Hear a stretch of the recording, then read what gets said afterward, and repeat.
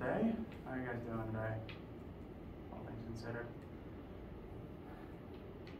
Like nodding, good to see. So, the chapter 5, I can count, no homework, is due tonight, along with the quiz. Your computer's not doing the thing I hope it would do. As such, any homework related questions you guys have, we will spend time on. If there's no particular questions, then we will continue on to chapter 6. What's on your minds? What questions do you guys have? Yes? I have a question on chapter 6, part C. All right.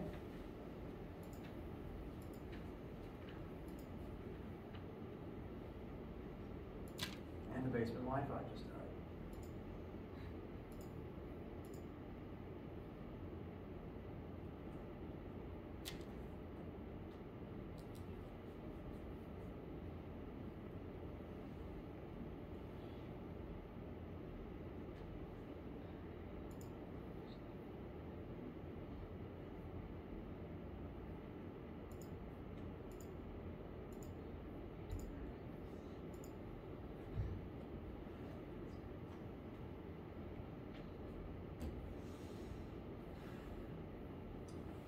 I'll be right back. I apologize. We will absolutely get to that question. Okay.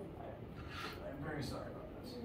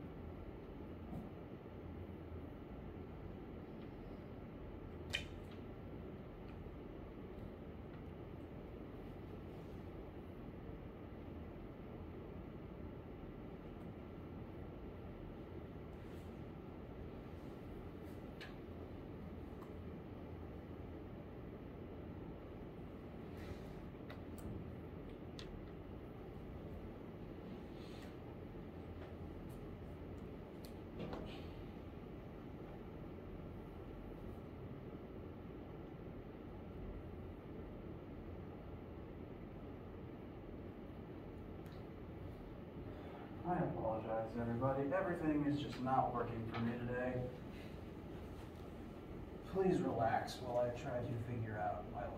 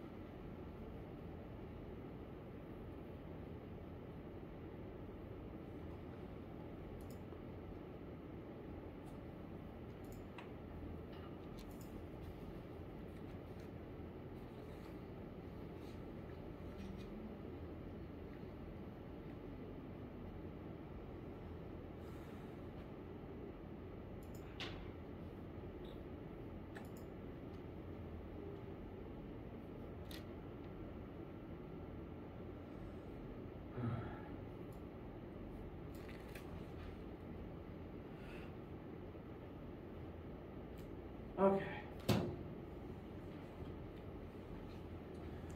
Sorry for the wait.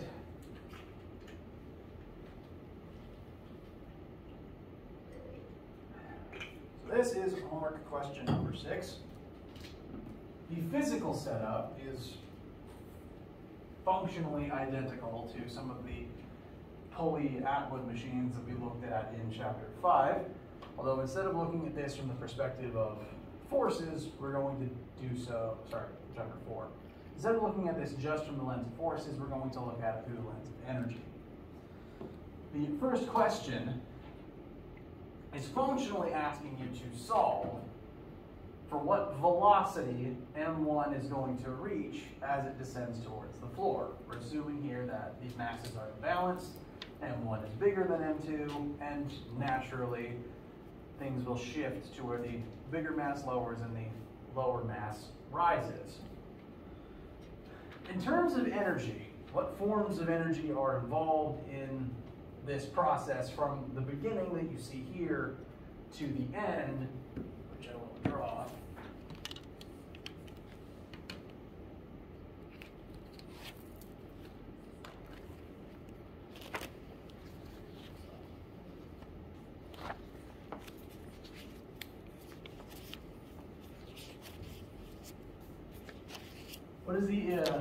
What forms of energy exist at each point pictured here from beginning to end?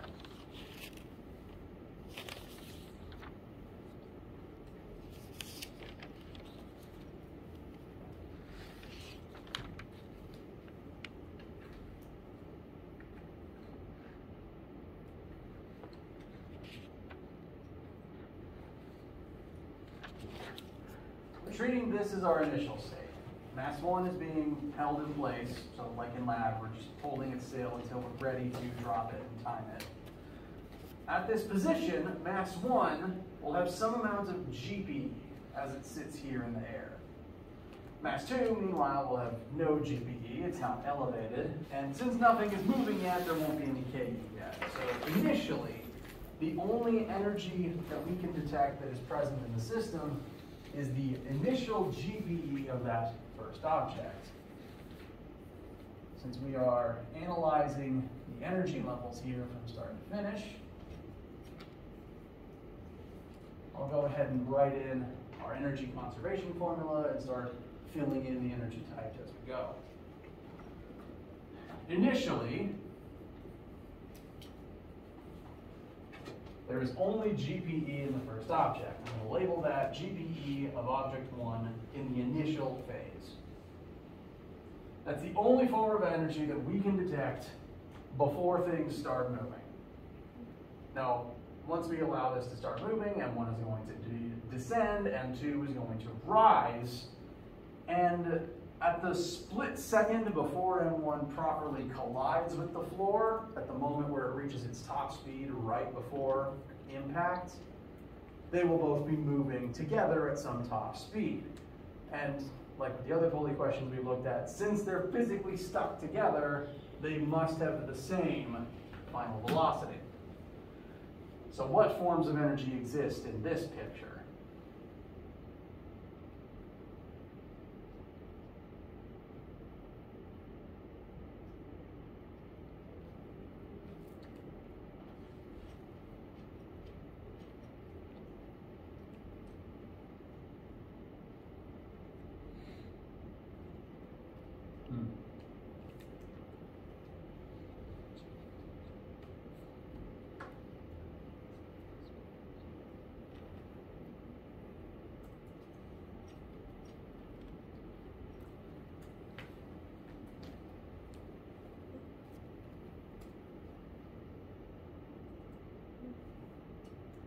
The computer causes problems on purpose.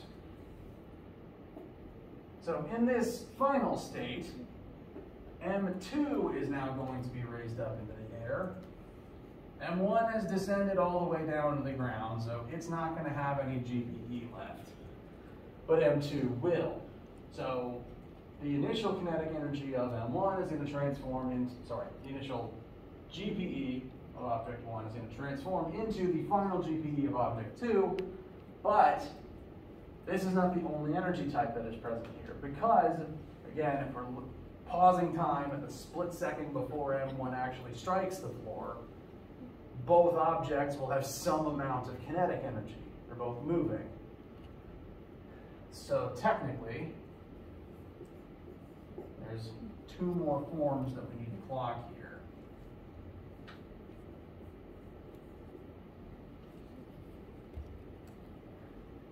Both objects will be moving, and one is falling, and two is rising. Therefore, they must have some amount of kinetic energy in them. And lastly, we've been told that there's no friction in this system, so we can ignore the work not conserved part. This shows every form of energy that is present at every stage in this process.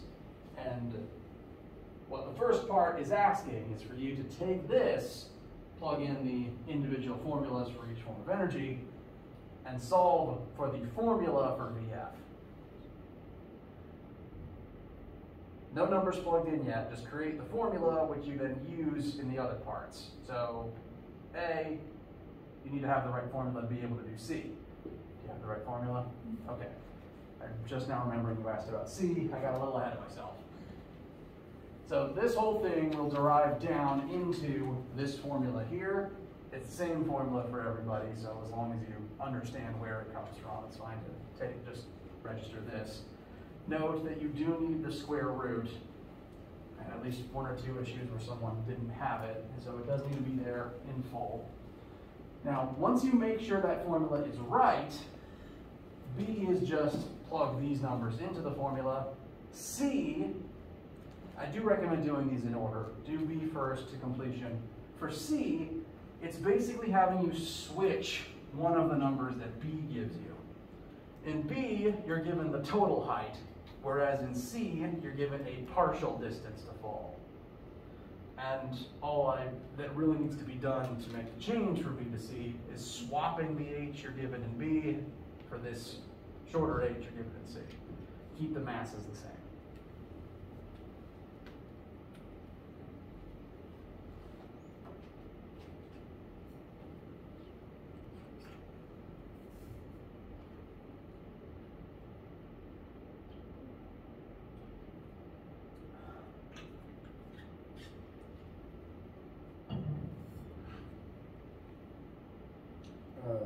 I kept saying, can you do 2 and 3? Yes. Did that address your concerns for this one? Yes. All right. 2 and 3.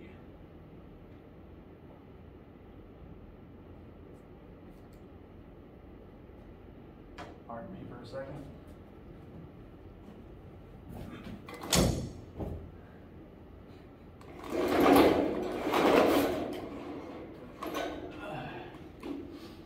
All right, so 2. We are given a bowling ball, mass of 7 kilograms, moving at some velocity. How fast must a much smaller ping pong ball move so that the two objects have the same kinetic energy? First, one must solve for the kinetic energy of the bowling ball. Remember the formula for kinetic energy? 1/2 mass times velocity squared. Correct. So, first, using that formula, plugging in everyone will have 7 kilograms for the mass of the bowling ball. Plug in your own bowling ball's velocity instead, and that will tell you the energy that the bowling ball has. The ping pong ball needs to match that energy. So you're using the KE formula twice. Once, using the bowling ball's mass and velocity, solving for KE. Then the second time, you know the KE, the ping pong ball needs the same KE as the bowling ball. Using the ping pong ball's mass, solve for the velocity that it must have to have the same energy level.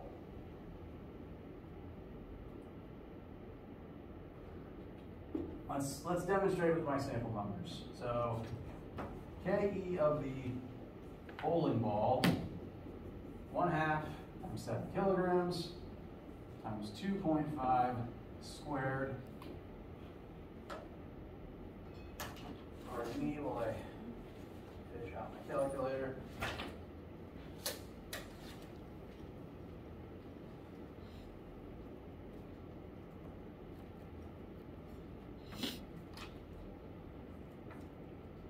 numbers, that gives approximately 21.88 joules.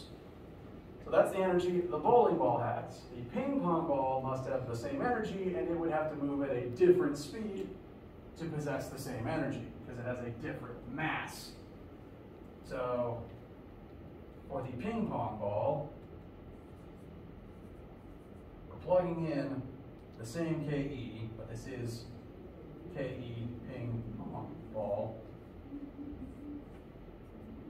equals 1/2 times the mass of the ping pong ball. The trick here is to make sure to convert the mass from grams to kilograms, and then solve for the velocity of the ping pong ball. It will be very fast. Using my numbers here, the correct answer turns out to be 148 meters per second, which is almost half the speed of sound.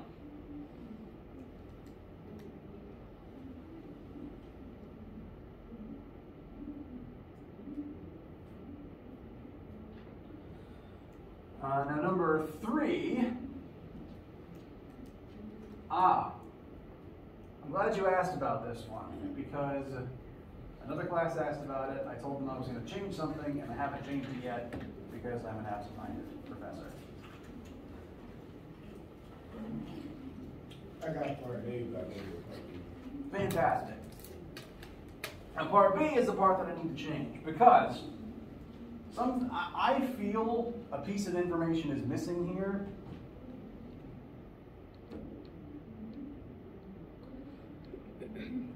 I think this new computer keeps going to sleep even though it's open into use. So that's something I need to fuss with later. B, I think, is missing some piece of information to make the second part easy. I've stared at part B, and I could probably figure out what their intent was with about 5 or 10 minutes of figuring. But if I can't get it instantly on the right track and done within 2 minutes, then that means it's a bad homework question for you guys. Something is missing here that if it takes me that long to figure it out, it's not something you guys should have to worry about. So, what I'm going to do for 3 is, and I apologize I haven't done it quite yet, for every single question I can adjust, even after the assignment is made, how many points each part is worth. I don't want to just remove the question, because some people have part is right, I don't want to take that point away. But because B, again, with the information given, doesn't make that much sense, I'm going to make part 2 worth 0 points. I might even make part A worth 2 points, just to keep the total for this question the same. But ultimately, if B isn't working for you and doesn't make any sense, don't worry. Whatever you put there, you won't lose any points in your assignment.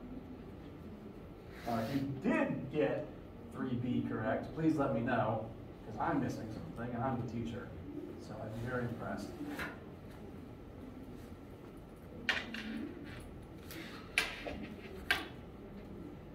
So, don't worry about 3B, it's going to be worth 0 points. I should do that now, because I will forget within 10 minutes of having this conversation.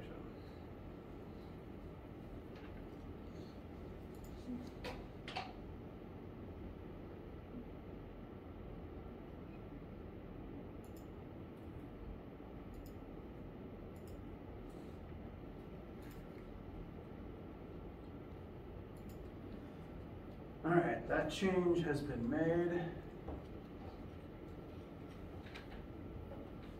Going to reload the page.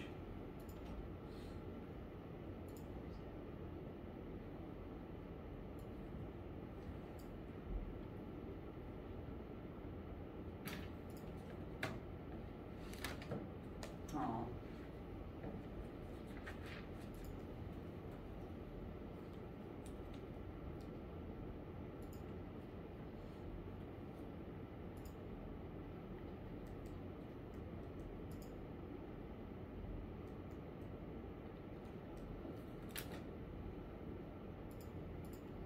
Yes. So, I've changed the values. In this test version of 3, I've input the correct answer for 3A. I now have all 2 of 2 points for this question. So do not worry about 3B. I guess beyond, what other questions do you guys have right now?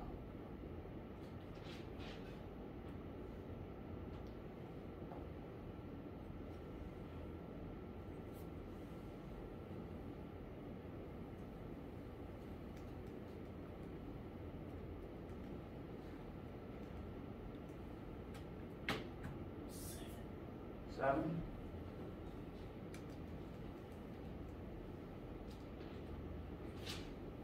I'm glad they talk about 7. Did we discuss 7 already? A little bit? I don't remember which ones we did on Monday. Alright. So 7 is interesting in that normally for collisions and energy transformations, we tend to look at a before state and an after state. But 7 is kind of asking about 3 different points in time.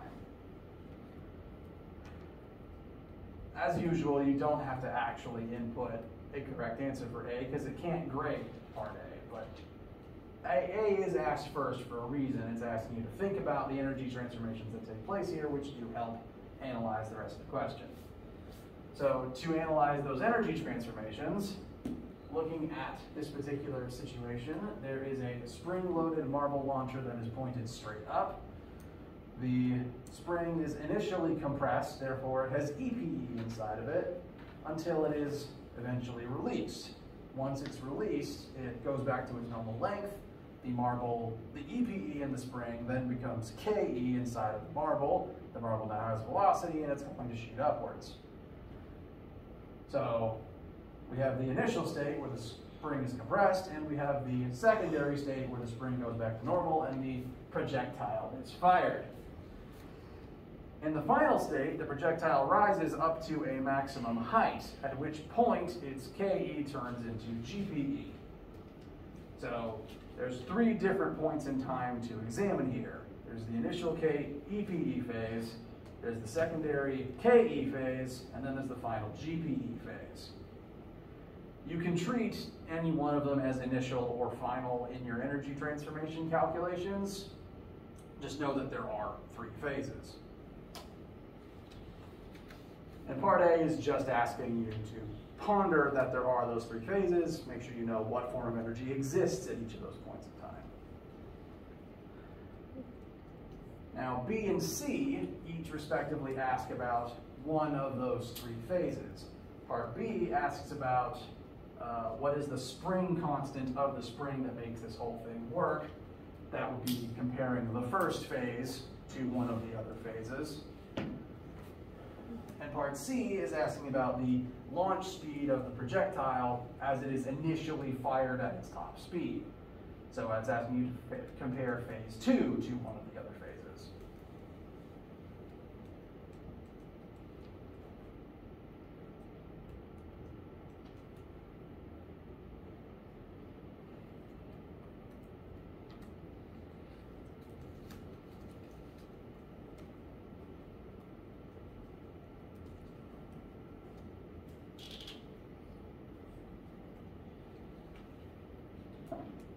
To demonstrate part B, we'll show the transformation from EPE into GPE. 1/2 times unknown spring constant times the compression value squared will equal the mass of the marble times the value of G times the height to which it rises. The question does tell you marble mass, the risen height, and the compression. So comparing phase 1 to the last phase will let you solve for K.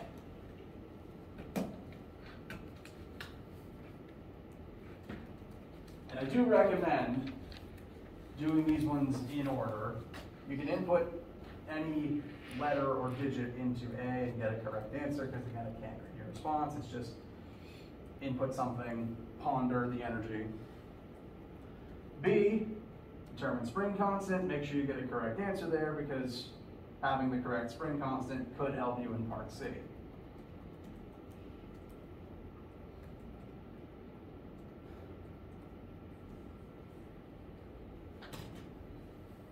in part C, well first, any questions about B? Any questions about B or the forms of energy in this situation?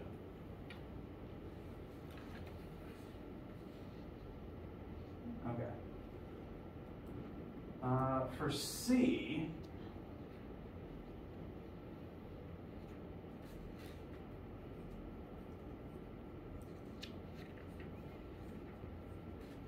it is asking what is the top speed the marble is moving at the moment it is first launched.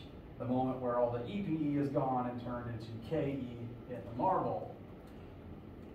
I'm choosing to compare that initial EPE to the KE right after the spring goes back to normal, but you can compare phase 2 to either the EPE phase or the GPE phase if you wanted to.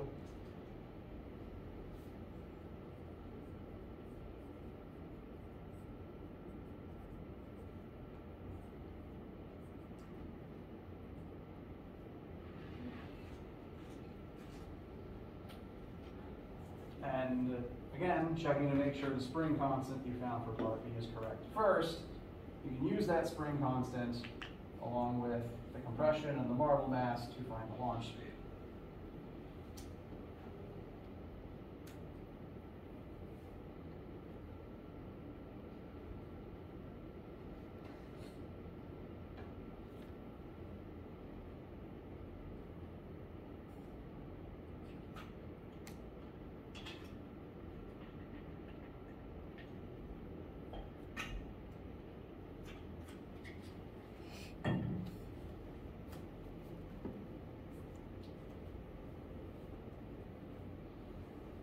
Questions? All right. This homework is due tonight. Again, any questions or issues you encounter while working on it, please let me know. I don't want to get, class is almost over, and I don't want to get too deep into the weeds about starting a big long example before breaking for the day. So,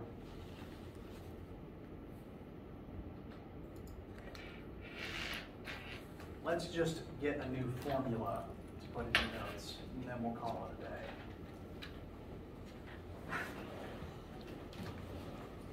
We've talked about momentum. It's this thing that matter possesses that compels it to keep moving in a straight line forward at the same speed, and it's a metric for how difficult it is to slow an object down or to change its direction. Momentum itself, again, the symbol for that is rho. Rho equals mass times velocity.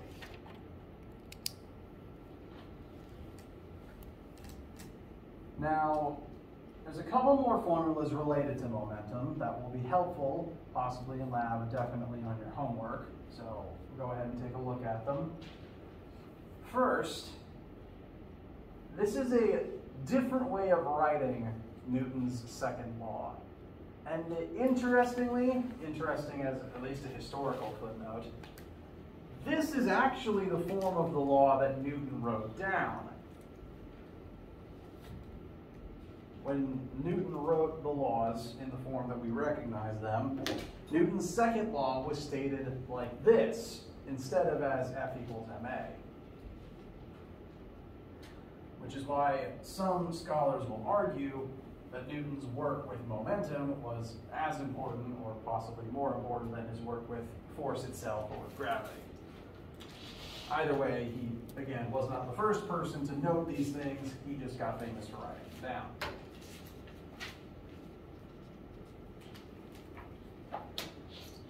So, this original format for Newton's second law states that the net force on an object is equal to the change in that object's momentum over the time that force is applied.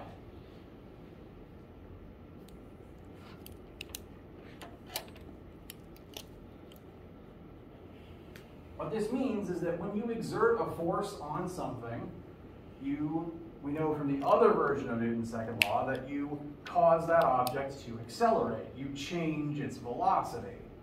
All forces are able to do this.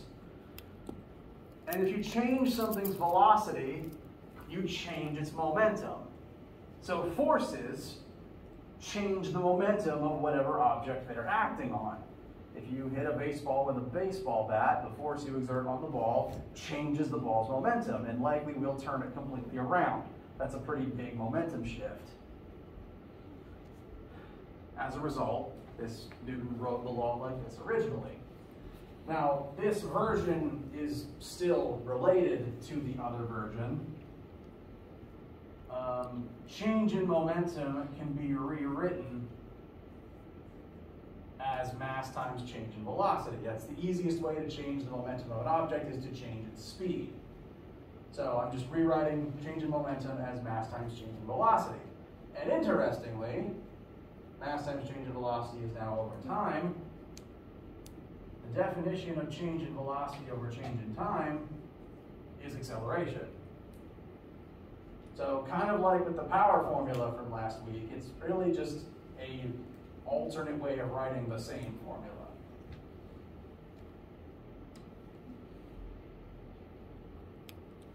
It's still Newton's second law.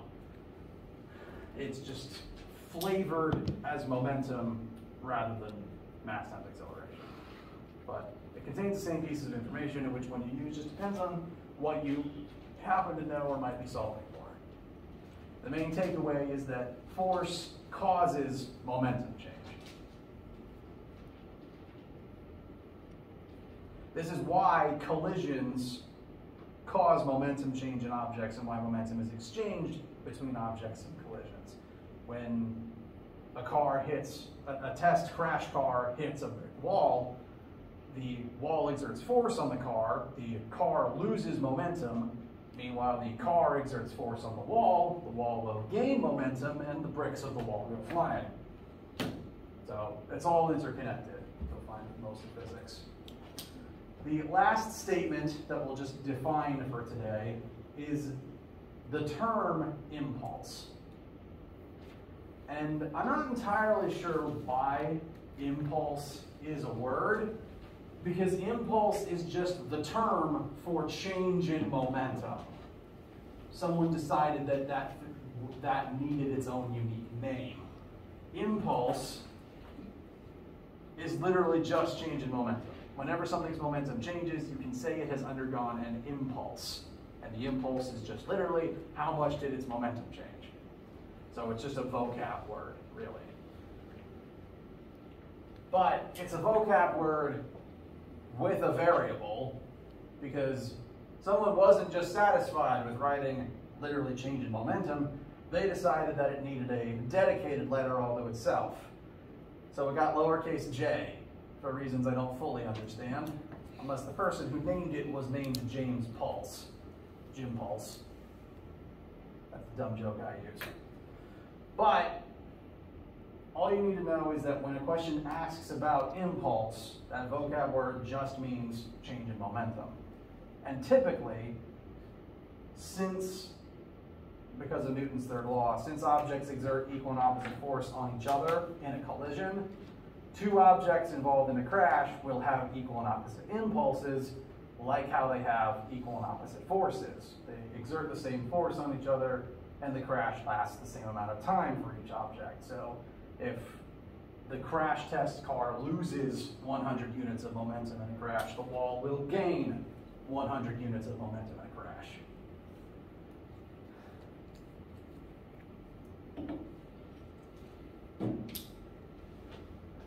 Questions?